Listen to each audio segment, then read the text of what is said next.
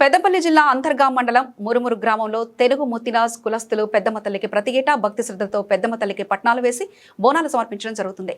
ఈ సందర్భంగా తెలుగు ముదిరాజ్ కులస్తులు మాట్లాడుతూ మేము మా కుటుంబ సమేతంగా ప్రతి ఏటా ఇష్టకులదవ్యంగా భావించే పెద్దమ్మ తల్లికి ప్రతి ఏటా ప్రతి ఇంటిలో బోనం వండుకొని బోనం ఎత్తుకొని డప్పు చప్పులతో వాడవాడలా తిరుగుతూ అమ్మవారికి గుడికి చేరుకొని అమ్మవారికి పట్నాలు వేసి బోనాలు సమర్పించి భక్తి శ్రద్ధలతో కుటుంబ సమేతంగా మొక్కులు చెల్లించుకోవడం జరుగుతుందని వారు తెలిపారు.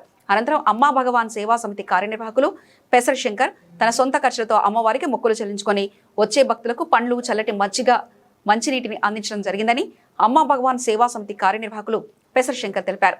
ఈ కార్యక్రమంలో తెలుగు ముద్రాస్ కులస్తులు, మహిళలు, గ్రామ ప్రజలు తదితరులు అధిక సంఖ్యలో పాల్గొన్నారు.